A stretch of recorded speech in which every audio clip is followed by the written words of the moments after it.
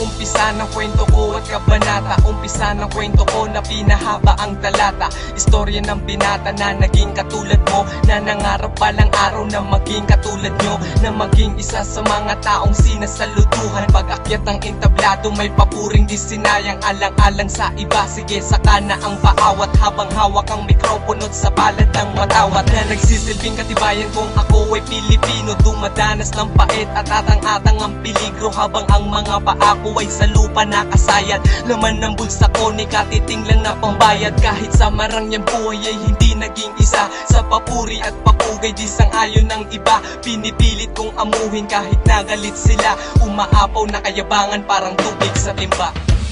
Ito bang katotohanan na dapat na paniwalaan ng iba?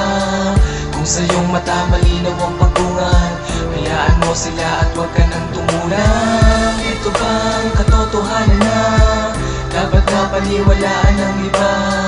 Kung sa iyong mata malinaw ang pagbungan, hayaan mo sila at huwag ka nang tumulang. Buhay sa mundo ay sadyang paikot-ikot. Sa dami ng problema di mo magawang lumimot sa lahat ng mga bagay na sa'yo'y mahalaga. Kung di mo pagsisikapan ay hindi mag-iiba. May mga taong nilaan upang maging kaibigan, ngunit bilang lang ang tapat at merong paninindigan. Naranasan ko na rin na ako'y pagkaisahan ng mga taong may ugali at tila napakatabang. Di na kaya ng panlasa ko kaya naglalaway sa talentong inangkin. Lahat sila nagpatangay kasabay ng hangin na hinaluan ng alikabok. Pundasyon ng bawat tahanan, bakit tila marubok? Huwag masilaw sa makulay at sa gintong kay kintab ko ang kapalit ay ang sakit, parang apoy na nagliyap. Sikapin na lang na maging maigi sa bawat pagsubok, maging matatag. Anumang mapanira ang dumating, tibayan mo ang iyong kalasag. Ito bang katotohanan na dapat na paniwalaan ng iba? Kung sa iyong mata malinaw ang pagbungan, hayaan mo sila at huwag ka nang tumulang. Ito bang katotohanan na dapat na paniwalaan ng iba?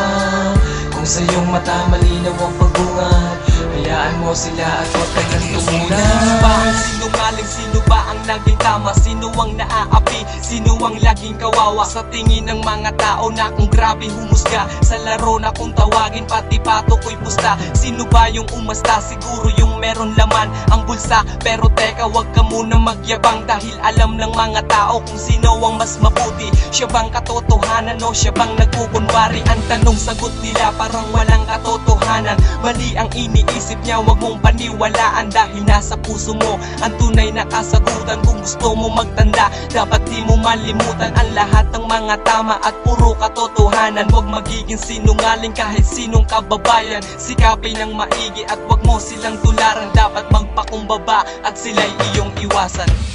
Ito bang katotohanan na dapat na paniwalaan ng iba? Kung sa iyong mata malinaw ang pagbungan, hayaan mo sila at huwag ka nang tumulang. Ito bang katotohanan na dapat na paniwalaan ng iba? Kung sa iyong mata malinaw ang pagbungan, hayaan mo sila at huwag ka nang tumulang.